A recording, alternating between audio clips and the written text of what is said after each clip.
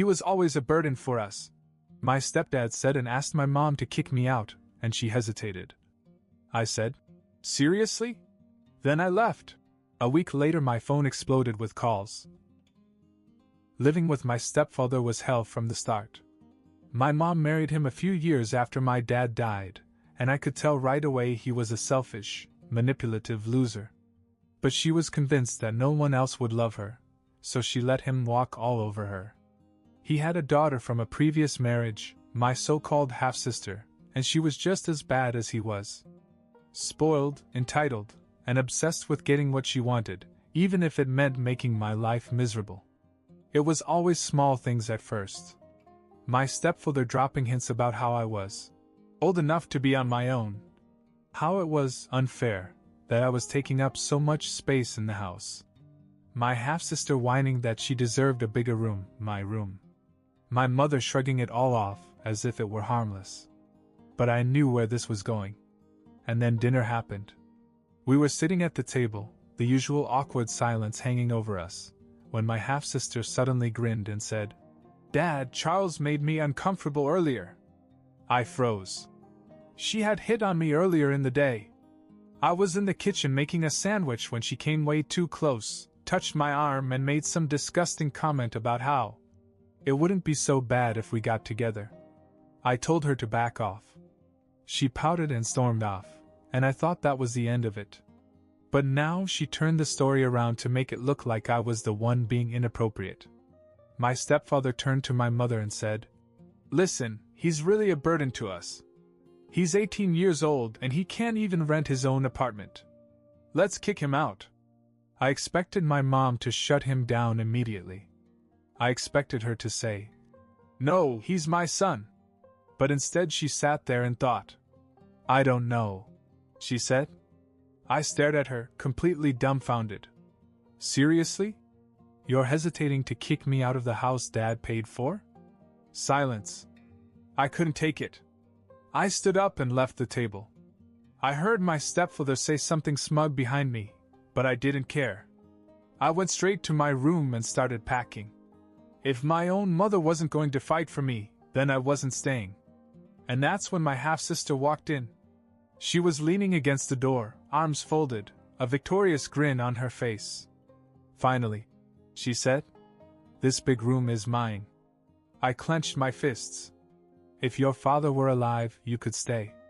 She actually said that. With a smile. I almost hit her. I swear to God I almost did. But instead I just pointed at the door and told her to get out before I actually lost control. She saw the look in my eyes and left in a hurry. The next morning I walked out the door with 2 suitcases. My stepfather was standing on the porch waving like he was saying goodbye to an old friend. My mother stood next to him without saying a word. Not even a goodbye. I had nowhere to go. No real plan. Just 2 suitcases, a little money from my part-time job, and the crushing realization that my own mother had chosen her husband over me. I could have stayed with a friend for a night or 2, but I needed something more stable. There was only one person who could really help Uncle Rick, my dad's brother. I hadn't talked to him in a long time. After my dad died, my mom slowly distanced herself from his side of the family. She never said it outright, but I knew my stepfather didn't like her. He liked to be in control, and my dad's family reminded him that he was just a substitute. I stood at the bus stop, staring at my phone, debating whether to call. Finally, I dialed his number. "Charles?" He sounded surprised. I swallowed. "Yeah. Hey, I need some help." There was a pause, then his voice hardened. "Where are you?" "Bus stop on Maple." "Stay put. I'll be there in 20. He pulled up in his truck exactly 20 minutes later. He didn't ask any questions, just got out and grabbed one of my suitcases and threw it in the back like it weighed nothing. Once we were in the truck, he finally spoke. "Your mom?" I nodded. "Stepdad wanted me out." She didn't argue. Uncle Rick clenched his jaw. He didn't say anything else, just turned into the street and headed for his house. When we got there, Aunt Barbara was already at the door, her arms crossed, her expression tense. I thought something like this might happen, she said. Come in. We sat down at the kitchen table and I told them everything. How my stepfather had been pushing me to leave for months. How my half-sister kept making things worse. How my mother had hesitated when told to throw me out. I saw Aunt Barbara shake her head and mutter something to herself. Uncle Rick just sat there listening, his fingers tapping on the table. Then he asked, "Whose house is this?" I frowned. My mom, I guess? No, he said. Who actually owns it? I didn't understand what he was getting at. My dad bought the house years ago, but after he died, I assumed it went to my mom. Uncle Rick stood up, walked over to a file cabinet, and pulled out a folder. He threw it on the table in front of me. Your dad wasn't stupid. He made sure this house would go to you when you turned 18. That means it's yours now. I just stared at the folder. My head was spinning. Wait, what? Aunt Barbara leaned in. Legally, you own this house. Your stepfather? Your mother? They have no real claim to it. I was too stunned to speak. You don't have to let them kick you out. Uncle Rick continued. They're the ones who don't belong there. The idea hit me like a freight train. I had been kicked out of my own home, except it wasn't just my home. It was my home. You lived there because my dad left it for me. Aunt Barbara touched my arm. Listen, honey. You don't have to make a decision right now, but you should think about it. You have the right to take back what's yours. I swallowed hard. How would that even work? Uncle Rick grinned. You tell them to leave. And if they don't, we make them. The idea of taking back the house felt surreal. I had spent so much time feeling powerless, watching my stepfather manipulate my mother, watching my half-sister walk all over me. And now I had a chance to turn the tables. I was silent for a long time. Then I looked up at my uncle. You would help me? All the way, he said without hesitation. Aunt Barbara nodded. But we do this smart. No drama, no yelling. Just business. I nodded, still trying to take it all in. But deep inside, a fire was starting to burn. I wasn't going to let them win. A week later, I sent my mom a text, "You have 1 week to get out of my house." 30 minutes later, my phone exploded. My phone wouldn't stop ringing. Call after call, all from my mother. I let it go to voicemail at first, just watching the screen light up over and over again. Then the text started. Charles, call me now. We need to talk. What is this nonsense? You can't be serious. I stared at my phone, my heart pounding. It felt unreal, like I'd set something in motion that couldn't be undone. Then another call came through. I don't know why I answered it, but I did. The moment I answered, my mother's voice exploded through the speaker. What do you think you're doing? I didn't say anything. Charles, I am your mother, she yelled. You can't just, this is our home. You can't tell us to leave. I took a deep breath. It's not your home. It's mine. There was a moment of silence, then she scoffed. Oh, so now you're going to act like a landlord? Like you're some big man who owns the place? It's not acting, I said. It's a fact. She let out a bitter laugh. Listen, I don't know what your uncle told you, but this is my husband's house now. We're not going anywhere. That's when I realized she had no idea. She really thought my stepfather had some kind of legal claim to the house. I kept my voice calm. It was Dad's house. And when he died, it went to me. Not you. Not him. You have 1 week to leave or I'll have you evicted. Her voice dropped to a deeper, more desperate tone. Charles, darling, please. Be reasonable. I felt something twist in my stomach. For a second, a small part of me wanted to believe that she cared. That she was afraid of losing her home, not just angry that I was finally standing up for myself. But then I remembered her silence at dinner. How she just sat there while her husband told her to throw me out. You had your chance to be reasonable, I said. Now you have a week. I hung up. Uncle Rick leaned against the counter, arms crossed, watching me. Well? I exhaled. She says they're not leaving. He nodded, as if he expected that answer. Then we'll do this the hard way. Aunt Barbara had already pulled up the lawyer's number on her phone. Let's get started. I didn't know exactly what would happen next, but one thing was clear. My mother had made her decision. Now I was making mine. The next morning, I woke up to 20 missed calls and a long, rambling text from my mom. She had gone through all the stages: denial, anger, bargaining, guilt. It was almost impressive how quickly she went through them. Charles, I don't know what's gotten into you, but you have to stop this. We are your family. You don't just throw your family out on the street. This is all because of Rick, isn't it? He's poisoning your mind against us. He's always hated me. Your stepfather has been nothing but good to you. You have to be grateful. He gave you a roof over your head when your father left us. This part actually made me laugh. Left us? My father died. I had to read it again to make sure I wasn't imagining it. That's how twisted her thinking had become. She had rewritten reality to make my father seem like the bad guy. I ignored the message and went downstairs where Uncle Rick was already on the phone with his lawyer. He was moving things along quickly. Within a few days, the official eviction notice would be served, and if they didn't leave voluntarily, we'd get the courts involved. But my mom had other plans. That afternoon, my phone rang again. This time it was an unfamiliar number. I hesitated but answered. Hello, is this Charles? A man's voice said. Yes. Who's this?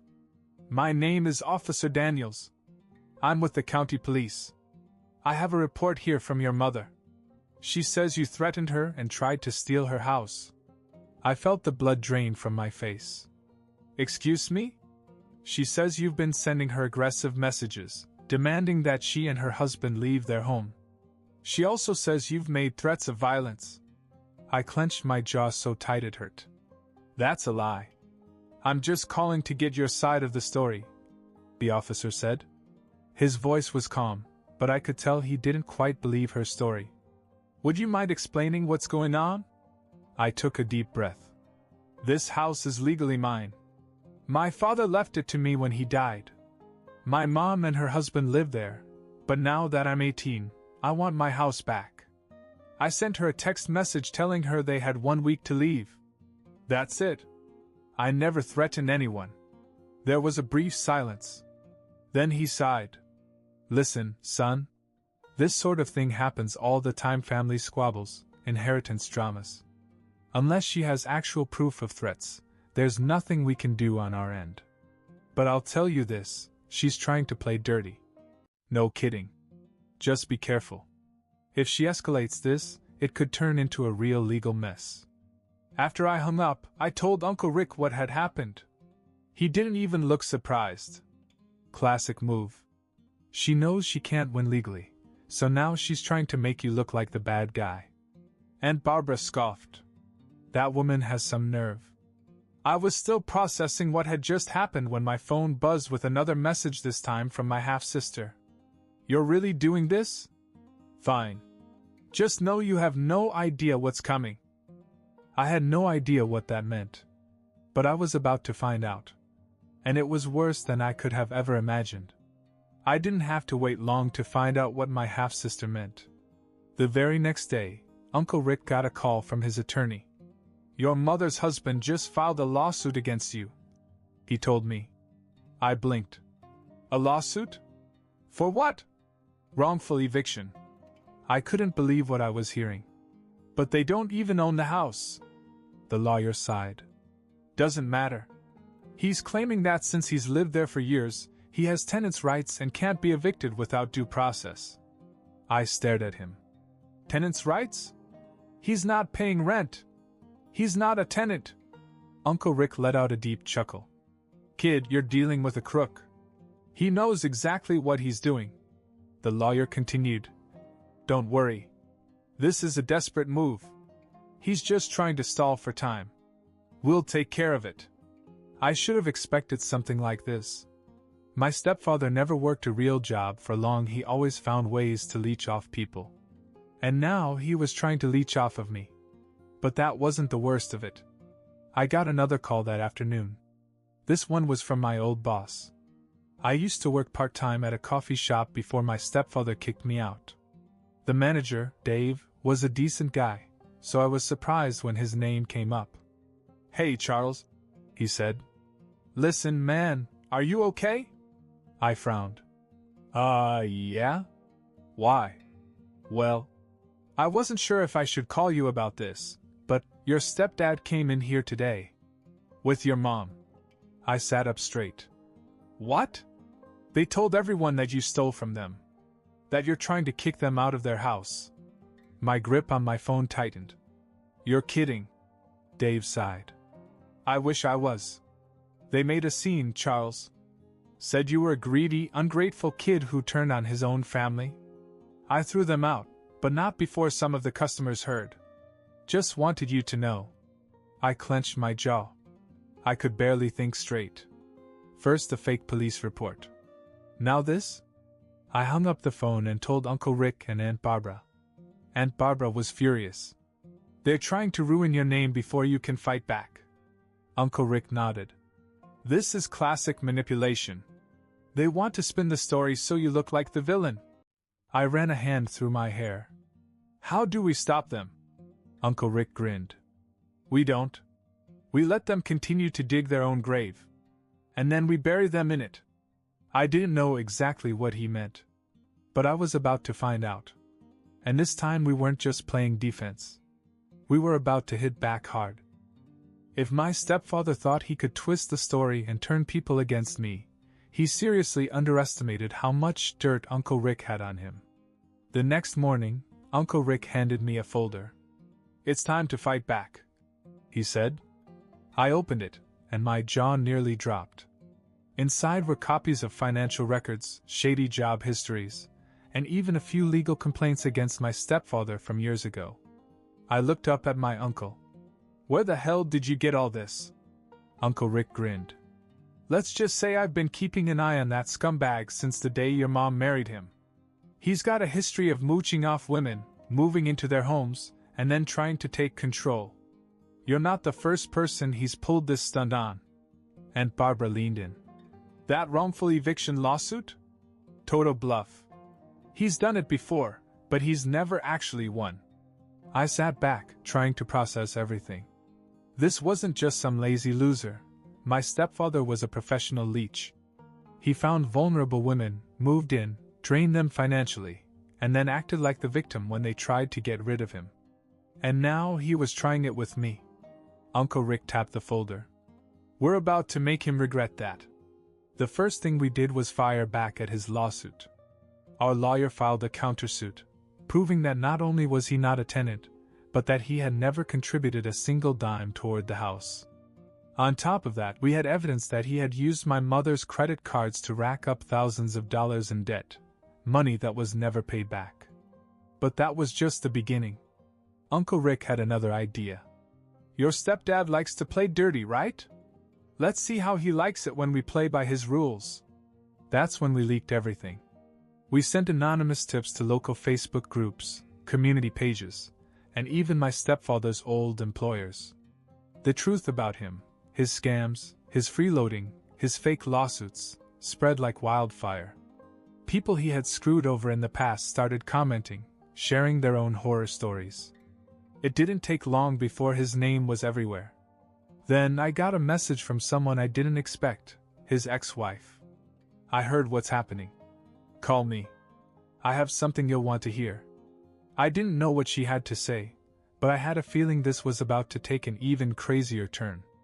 I stared at the message from his ex-wife, my heart racing. I didn't even know much about her. My mother never talked about my stepfather's past relationships. But if she was reaching out now, it had to be important. I called her. "Charles?" Her voice was sharp, direct. "I don't have a lot of time, so listen carefully." I gripped my phone tighter. "Okay. I was married to that man for 5 years. He did the same thing to me that he's doing to your mom. Moved into my house, manipulated me, and then tried to take everything when I finally had enough." I exhaled. "Yeah, that sounds familiar," she continued. "He doesn't just freeload. He destroys the people he leeches off. After I kicked him out, he spread rumors about me, told people I cheated, even tried to turn my own friends against me. He's dangerous, Charles. Not physically, but he knows how to ruin people's lives. I felt my stomach tighten. He's already trying, I figured. But listen, I have proof of what he did to me. Legal records, old police reports, even a restraining order I had to file against him. If you need it, I'll send it. I was stunned. You'd do that? Absolutely. That man doesn't deserve another chance to ruin someone's life. A few minutes later, my phone buzzed with multiple emails, documents, court filings, and even screenshots of old messages where he had threatened her after she left him. I immediately forwarded everything to Uncle Rick. When he saw the restraining order, he whistled. Well, looks like your mom really married a winner. I ran a hand over my face. This has to be enough to get them out, right? Uncle Rick grinned. Oh, kid, we're way past just getting them out. We're about to bury them. That same day, our lawyer filed an official eviction notice, with the legal proof that my stepfather had a history of pulling this exact scam. The judge fast-tracked the case. In 3 days, they'd be legally removed from my house. But before that could happen, my mother showed up at Uncle Rick's house. I wasn't expecting it. 1 minute, I was in the kitchen, and the next, I heard loud knocking at the front door. Aunt Barbara opened it, and there she was. She looked furious. Where is he? Uncle Rick stepped in front of me. You're not welcome here. She glared past him, locking eyes with me. You think you've won? You're ruining everything. You're tearing this family apart. I clenched my jaw. No, Mom. You did that when you chose him over me. For the first time, she hesitated. I saw something flicker in her eyes, doubt, maybe even regret. But it was too late for that. Then she said something that caught me completely off guard. If you do this, you'll never see me again. It was meant to be a threat, but I just looked at her and said, Then I guess this is goodbye. She stared at me, like she couldn't believe I actually said it. Then, without another word, she turned and walked away. 3 days later, my stepfather, my mother, and my half-sister were thrown out of my house. But that wasn't the end. Not even close. Because after they left, my stepfather tried one last move. And this time, he made a huge mistake. The night before they were to leave, Uncle Rick got a call from one of his buddies, a retired cop who still had connections. You might want to check the house before you go back in, he said. That set off alarm bells. The next morning, Uncle Rick and I showed up at my house, and the moment we walked in, I knew something was wrong. They had trashed the place. Furniture overturned, walls covered in spray paint, broken glass everywhere. They even threw food on the carpets and knocked over bookshelves. My bedroom? Completely ransacked. Clothes torn, my mattress slashed, and every single picture of my dad? Gone. My hands clenched into fists. They did this on purpose. Aunt Barbara, who had come with us, looked around in disgust. This is pure spite. But the worst part? The smell of gasoline. My stomach sank. We rushed to the kitchen and found a pile of gas-soaked rags near the stove. They had planned to burn the house down. Uncle Rick didn't say a word, he just pulled out his cell phone and called the police. It didn't take long for the officers to arrive. When they saw the damage, they immediately opened an investigation. And here's where my stepfather really screwed himself. He was stupid enough to brag about it. Apparently, the idiot had texted a friend about how he got even, and how Charles won't be enjoying his house for long. That text, along with security footage from a neighbor's camera showing them hauling cans of gasoline the night before, was all the evidence the cops needed. My stepfather was arrested for attempted arson and vandalism. And my mother? She actually defended him at first. She called me crying and said I was ruining his life. I didn't feel bad. Not even a little. A few weeks later, the trial was over. My stepfather took a plea bargain to avoid serious jail time, but he had to pay every single cent in restitution. Since he had no money, Guess who ended up footing the bill? My mom. They lost everything. My stepfather's parents refused to take them in after they heard what happened, and my half-sister had to drop out of college because they couldn't afford the tuition. As for me, I repaired the house with the help of Uncle Rick and Aunt Barbara. It took time, but eventually it started to feel like my place again. Not a place haunted by bad memories, but a fresh start. And my mother? She never reached out again. She made her choice. And so did I. I chose me.